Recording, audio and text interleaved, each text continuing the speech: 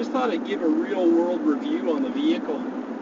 There's a lot of biased reports and videos you'll find on YouTube.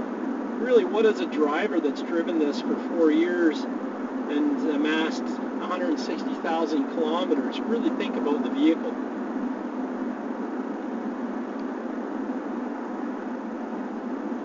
I gotta tell you, I like it. It does everything well. It's very good in the snow. The all-wheel drive system's perfect. I have no complaints on it.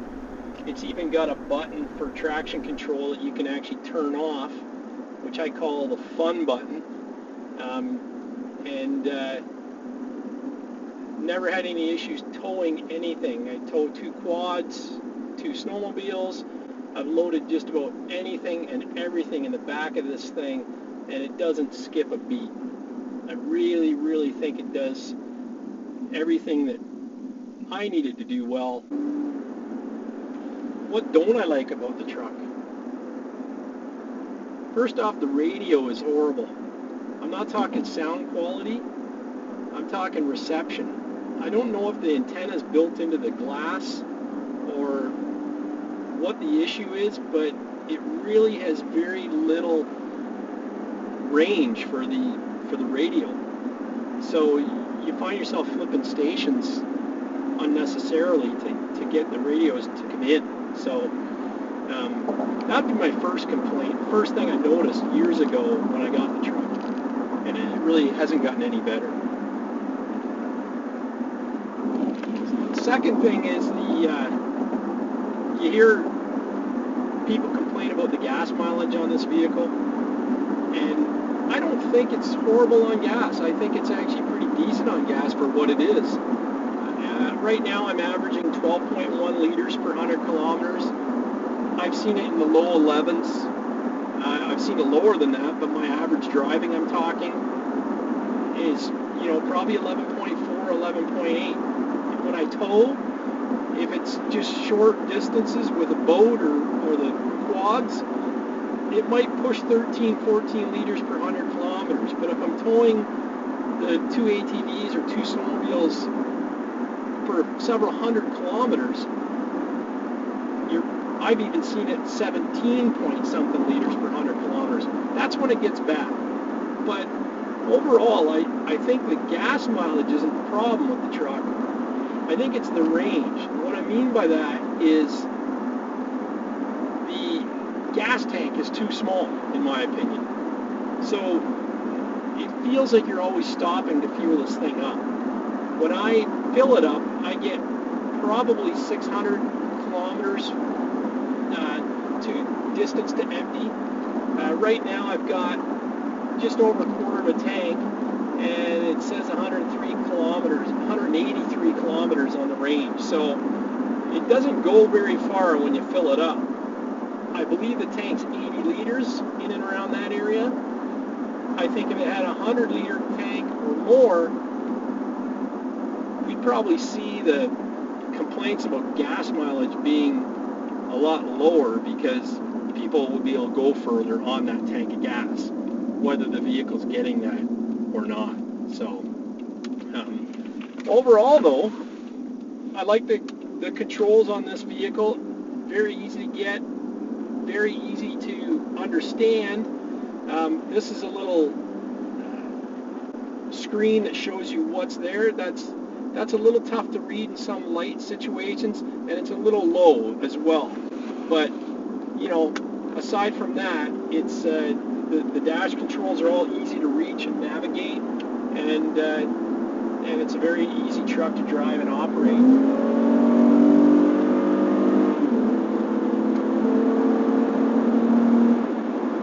It has a 250 horsepower V6, which, is it underpowered? I'd say yes, it is. It could have more power, but it does, again, everything that it needs to do and then some. So that's not really an issue for me. I think if you put a higher horsepower engine in this chassis, you'd find the gas mileage increase, and your towing capacity and everything else would go up tenfold. So, but again, it's got lots of torque. good pickup to get in and on the highway, and it cruises along. Here we're doing 122 kilometers an hour, and we're sitting at about 2100 RPM, so it's hardly even working to do this speed. And again, when I say my 11 point whatever per 100K or 12.1 liters per 100 kilometers, that's basically driving about 20 kilometers over any posted speed limit. And I'm not easy on the truck. It's not like a baby. If I drive it at 100K on the 401 and putt along, I probably would get way better mileage, but I'm just talking normal Joe day-to-day use on this vehicle. As far as maintenance go, what I've done to this truck, the only thing I've really touched is the brakes. Did the rear ones, I don't know how many K might have been on it, 40,000, 50,000 kilometers. And then the front ones were just done, and that's maybe 30,000 K ago, so they lasted quite a while. Still the original tires on the vehicle. They do need to be replaced if I was going to keep it and drive it for another winter, but I have put snows on it last season. Prior to that, I drove it through the snow with the original all-season tires that came with it from the factory, but no issues. I also did the serpentine belt. It was squealing like crazy whenever it got damp out, so that was the only other thing I replaced. I want to say $80 for a new one of those. But other than that, it's really needed nothing.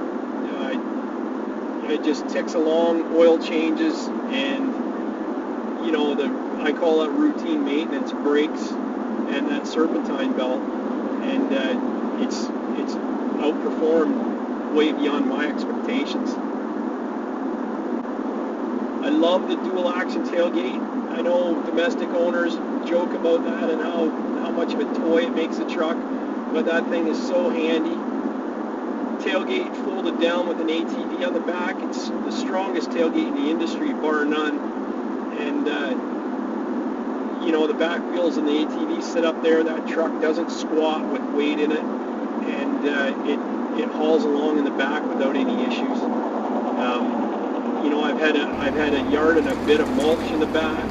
I've hauled logs, firewood, gravel, stones, you name it, building supplies. 4x8 sheet of plywood fits flat in the bed. There's no fender wells, which I love that, love it. One of my considerations on a new vehicle was, well, obviously the F-150. I also looked at the GMC Sierra SLT and almost bought one of those, and the Colorado and Canyon. But you know, the Colorado and Canyon looks good on paper, but when you actually see the truck, is much smaller than this. There's no leg room in the back where I can fit 2 adults comfortably back there with room at the knees, and and there's fender wells in the bed. The bed's a lot smaller, and there's fenders that bump up, albeit they flatten the top of them, so you can maybe set a 4x8 sheet of plywood on the top of the fenders, but you can't slide it in like you can in this thing. It's incredible. And that inbox trunk back there is dynamite. That thing is the size of a Honda Civic trunk hidden in the floor, and you can put everything in it. The fact that they showed filling it with ice and water and beer, I think that's cheesy. I put all my tools, my job site radio in there, and then I still have room up top for my ladders and any of the heavier things, extruded aluminum and all that kind of stuff to get my jobs done. So as far as a work truck goes, I think the Ridgeline's perfect. This truck literally has been loaded like a boxcar and driven like a NASCAR. Very happy with the performance.